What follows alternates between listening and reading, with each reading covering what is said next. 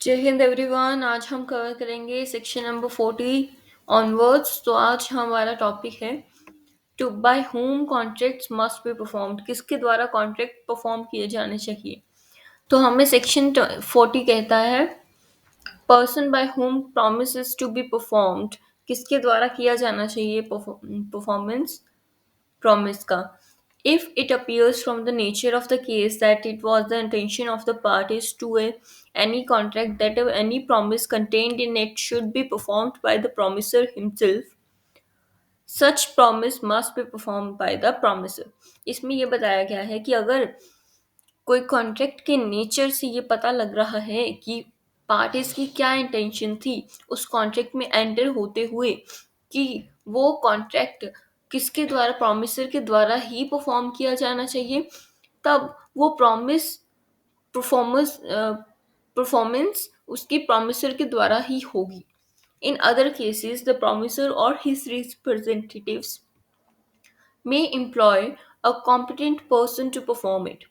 अगर कोई और केस है तो उसमें क्या उसके रिप्रेजेंटेटिव्स भी ये काम कर सकते हैं। हम इलस्ट्रेशन देखते हैं। ए promises to paint a picture for B।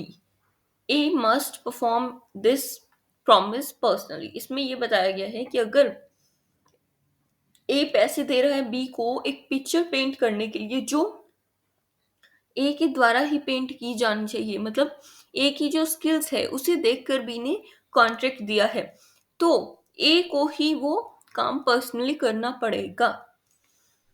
एक और इलस्ट्रेशन है। ए promises बी टू पे अ sum of money। A may perform this promise either by personally paying the money to B or by causing it to be paid to B by other। इसमें या तो वो B को पैसे देने हैं, B को प्रॉमिस करता है A, या तो वो खुद पर्सनली भी ये काम कर सकता है या फिर वो अपने रिप्रेजेंटेटिव को भी काम कर सकता है।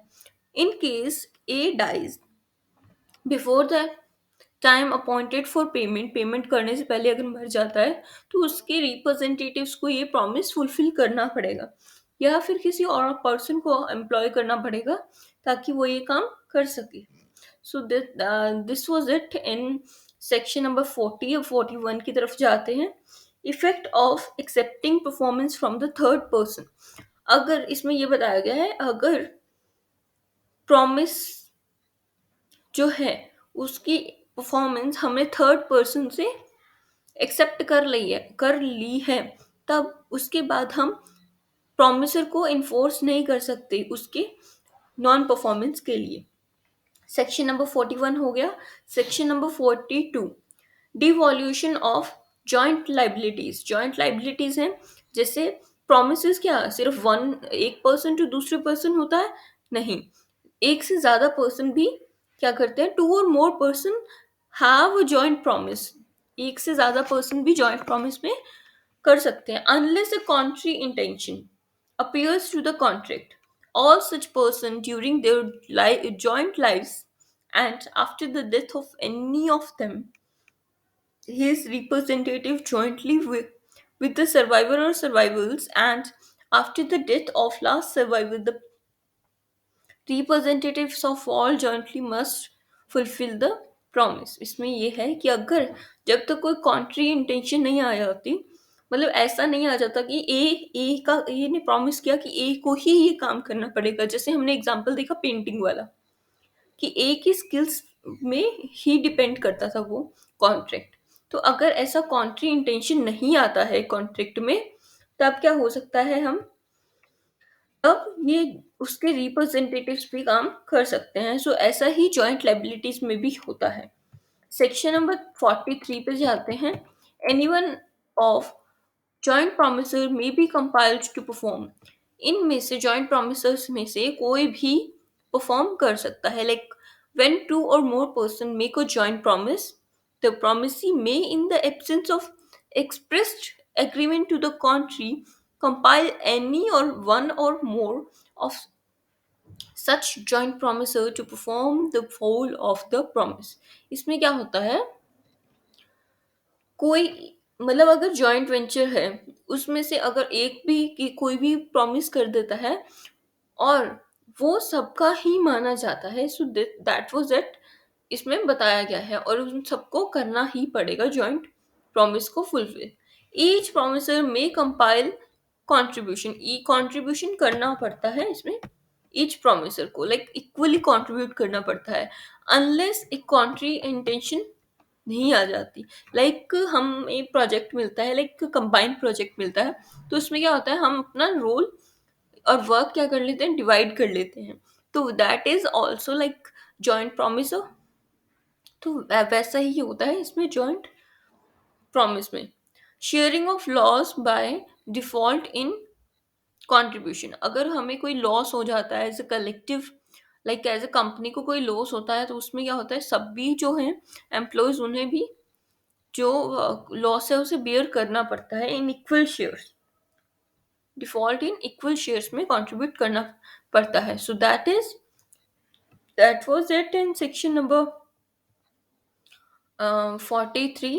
अब इसमें ये बताया गया है, एक्सप्लेनेशन दे रखी है, nothing in this section shall prevent surety from recovering from his principal. इसमें क्या है, जो भी ऐसा नहीं है कि वो, जैसे प्रिंसिपल यहाँ कैपिटल है, कैपिटल मनी जो होती है उसमें से हम अपना रिकवर कर सकते हैं अगर कोई लॉस हो जाता है। ठीक है, सो ये एक्सप्लेनेशन दी हुई है। इलस्ट्रेशन देखते हैं, A B and C jointly promise to pay D 3,000 rupees. D may compel either A B or C to pay him 3,000 rupees. इसमें क्या है, तीनों जने मिलकर डी से प्रॉमिस करते हैं 3,000 रुपीज देने के लिए।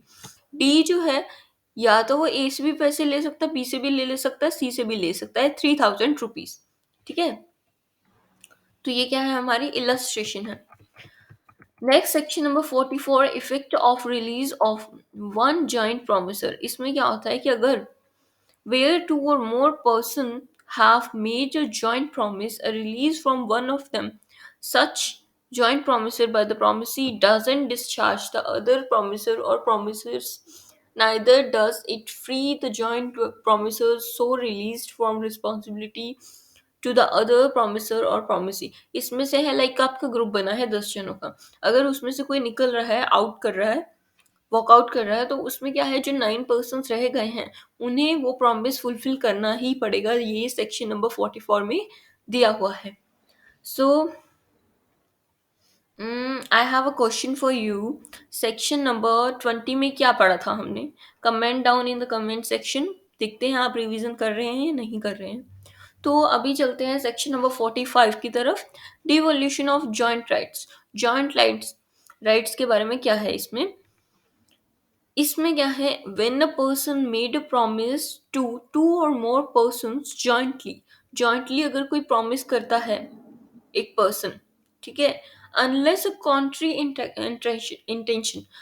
कॉन्ट्री इंटेंशन का मतलब वही हो गया कि अगर ए को प्रॉमिस किया है तो ए ही वो कंप्लीट करेगा, उसकी स्किल्स पे डिपेंड कर कर हमने प्रॉमिस किया है। तो that is contrary intention, appears from the contract, contract से पता लग रहा है।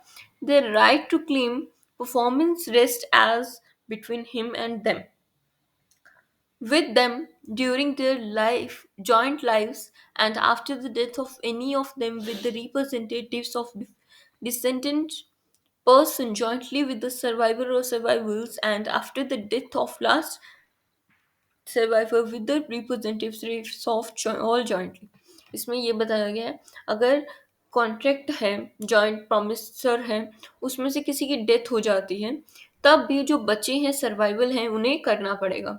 और जो जिसकी पर्सन की डेथ हो गई है, उसका क्या करना पड़ेगा, उसका कोई रिप्रेजेंटेटिव आकर वो प्रॉमिस पूरा कर सकता है। और अगर सभी उसमें से ऑल द पर्सन्स जिसने प्रॉमिस किया था वो दे आर डेड, तो उसमें क्या, उस केस में क्या हो सकता है, उनके जो रिप्रेजेंटेटिव्स हैं सभी, उन्हें जॉइंटली आकर वो प्रॉमिस को कंप्लीट करना पड़ेगा। Okay, this is the devolution of joint rights. Okay, अब इलस्ट्रेशन देखते हैं। A in consideration of 5,000 rupees lent to him by B and C promises B and C jointly to repay them that sum with the interest on the day specified. B dies। इसमें क्या होता है कि ए promise करता है consideration 5,000 rupees की कि वो बी या सी को दे देगा। बी और सी प्रॉमिस करते हैं उसे रीपे करने का इंटरेस्ट के साथ एक स्पेसिफाइड डे पे, लेकिन बी जो है वो डाइज।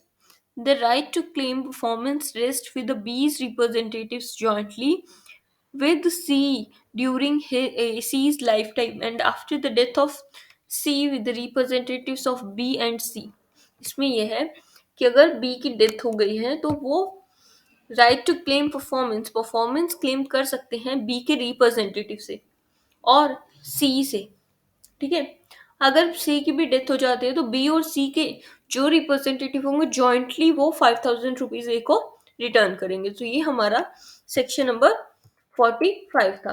तो आज हमने सेक्शन नंबर 40 से पढ़ा to whom contracts must be performed में, promise by whom promises to be performed, 41 effect of the accepting performance from the third person, devolution of joint liabilities, anyone of joint promisers may compile to perform, each promiser may compile contribution, sharing of loss by default in contribution। ये पढ़ा। और पढ़ा effect of release of one joint promisor, 45 में पढ़ा डिवॉल्यूशन of joint rights. तो ये हमने सब आज पढ़ा। नेक्स्ट सेक्शन हम नेक्स्ट वीडियो में कवर करेंगे। I hope you got this, ये आपके कंसेप्ट क्लियर हो गए होंगे। And happy learning, enjoy learning. Thank you so much.